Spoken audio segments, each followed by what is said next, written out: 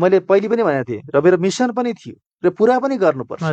कस्तो छ भनेदेखि कुखुराहरू चाहे चाहिँ ब्रोइलर होस् चाहे लेयर होस् चाहे विभिन्न जातका कुखुराहरू हुन्, कुखुराको मृत्युदर कहिले बढी हुन्छ भन्ने यहाँलाई चाहिँ यहाँ पक्कै पनि थाहा छ। कि चाहिँ सुरुवातमा त्यसलाई हुर्काउन जानेन, ब्रुडिङ गर्न जानेन भने धेरै मोर्टालिटी जान्छ त मर्छन् होइन। कि चाहिँ अनावश्यक रूपमा कुखुराको चाहिँ आफूले कति मासु धान्न सक्छ त्यसको पनि हरेक क्षमता हुन्छ नि त होइन। कि चाहिने भन्दा बढी मासु चाहिँ त्यसमा भयो भनेदेखि त्यो बेलामा ढलफल गर्छ, रोगै नलागे पनि ढलफल गर्छ, एकदम चाहिँ अस्थिर हुन्छ, ऊ लड्छ अनि मर्छ होइन। त्यसले गर्दाखेरि बजार प्रणालीमा विकास गर्नु जरुरी छ। त्यसका लागि बजारलाई चाहिँ कुखुराको बजार भनेको करिब करिब 1 महिनादेखि 35 दिनसम्मभित्र 30 देखि 35 दिन भनौँ चाहिँ कुखुराको बजार गरिसक्दा चाहिँ सबभन्दा उपयुक्त हुन्छ नेपालको परिप्रेक्ष्यमा।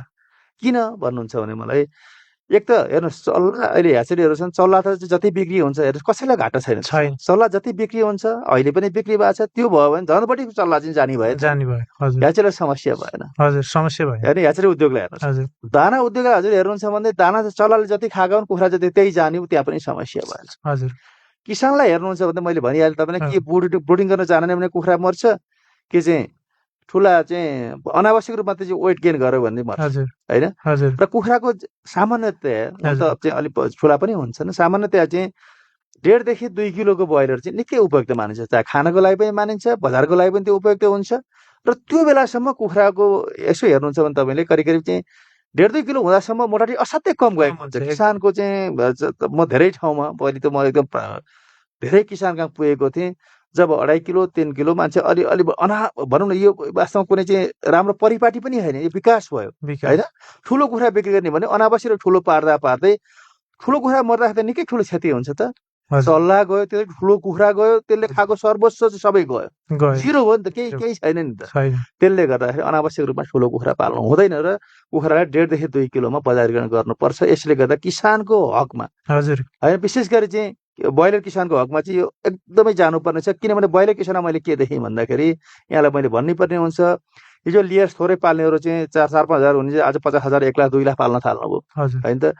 हिजो सामान्य मासु दाना बनाउनेहरू 10 टन 20 टन उहाँहरूको व्यवसायभित्र एकदम समस्या छ, मलाई थाहा छ। उहाँहरू आफै गर्नुभयो चाहिँ उहाँहरूले लगानी गर्नुभयो, जान पाइन्छ अगाडि, उहाँहरू निकै अगाडि बढ्नु होइन। सबैको राम्रो हुँदै गयो। यो सामान्य फ्रेस अवस्था ठुल्ठुला चाहिँ बसालाहरू बने मासु परीक्षण गरेर पठाउन थालियो भने चाहिँ हरेक क्षेत्रमा सबै सम्भव चाहिँ अगाडि बढ्यो, राम्रै भयो भने। तर ब्रोइलरमा के देखियो भने ओनरसिप ट्रान्सफर है, किसानहरू चाहिँ व्यवसायिक हुन सकिरहनु भएको छैन। अनि त्यसको लागि हामीले मार्केटिङ प्रणाली विकास गर्नुपर्छ। यो भयो भनेदेखि चाहिँ ब्रोइलरको यो उद्योग नि समग्र पोल्ट्री उद्योग नि यदि हामीले मार्केटिङ प्रणालीहरू बजारलाई व्यवस्थित गर्न सक्यौँ भनेदेखि, अथवा मैले फेरि पनि जोडेँ 4 देखि 5 हप्ताको ब्रोइलर कुखुरा बिक्री वितरण गरियो भनेदेखि किसानलाई पनि हेर्नुहोस् कति आज 6 लट राख्नु 8 देखि 9 लट राख्न सक्ने हुनुभयो। कुखुरा मरिरहेको छैन होइन। एफसिआर पनि त्यो बेलासम्म निकै राम्रो हुन्छ। र एउटा सम्म चाहिँ अलिकति यो उद्योगमा चाहिँ एउटा कहिलेकाहीँ चाहिँ चित्त दुखाउने चाहिँ कहाँ छैन होइन, यो चाहिँ फ्रेस हाउसहरू जो चाहिँ मासु व्यवसाय गर्नु छ उहाँहरूको हकमा हो होइन। उहाँहरू चाहिँ मासुको लागि धेरै कुखुरा काट्नु पर्यो भन्ने उहाँहरूको चाहिँ ऊ हुँदो रहेछ। तर हिजोका जस्ता चाहिँ तपाईँको पानी उमालेर भुत्लिनु पर्ने अवस्था छैन नि अहिले। यति धेरै यान्त्रिकरण मेकानाइजेसन गइसकेको छ भनेपछि अब भन्ने कुरो चाहिँ हामीले राइट एप्रोच लिनुपर्छ। उहाँहरूले पनि यो व्यवसायलाई चाहिँ सबै यो सम्पूर्ण चेनमै आबद्ध भएकाले व्यवसाय राम्रो हुने हो।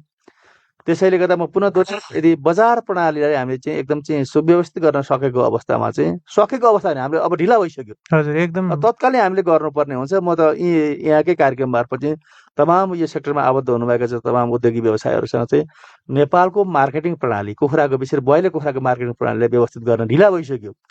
अब हामीले चाहिँ अफवाहमा चाहिँ 2.5 किलो 3 किलो 1 रुपियाँ बढी दिने, त्यसमा झन् बढी पाइने भन्ने किसिमको नगरिकन हामीलाई कस्तो मासु उपयुक्त हुन्छ त्यो पनि हेरौँ र किसान फ्रेन्डली र लागतको तपाईँलाई त्यसमा चाहिँ अझ लागत कम र अर्को चाहिँ फाइदा के छ भने त्यसमा यदि कुखुरा बिरामी भयो भने त औषधि चलाउने नि त। कुखुरै बिरामी नभइकन बजारमा पठाउन पाइयो भने त एकदमै स्वस्थ मासु पठाउन पाइयो नि त। तपाईँ उपभोक्ताले स्वस्थ मासु खान पाउनु पर्यो, उहाँको अधिकार पनि छ नि त। त्यसले गर्दाखेरि हरेक सेक्टरलाई यो चाहिँ राम्रो हुन्छ। मैले पहिलेदेखि नै भने विषय आज पनि दोहोऱ्याएँ, किनभने यसमा ढिला भइसकेको छ र यसमा विभागले गर्नु पहल गर्दैन। विभागले फेरि चाहिँ यो निजी क्षेत्रलाई ड्राइभ गरेको, निजी क्षेत्र आउनुभयो भनेदेखि हामी त्यसलाई सहजीकरण गर्छौँ। हामी त समस्या छैन, कुनै पनि क्षेत्रलाई ह्याम्पर गर्दैन। एकदम राइट बेस्ट एप्रोच हो यहाँले उठाउनु भएको विषयवस्तु छ नेपालको विशेष ब्रोइलर कुखुराको मार्केटिङ प्रणाली। अरू पनि हामीले सोच्नुपर्छ किसानलाई जोगाउनको लागि, किसान बाँच्नको लागि। आज किसान भरै ह्याचरी छ, किसान भरै दाना उद्योग छ, किसान भरै जिपी छ, किसानै भएन भने चाहिँ उत्पादन गरेर केही काम लाग्दैन नि। त्यसैले किसान जोगाउ अभियानमा हामी लाग्नुपर्छ।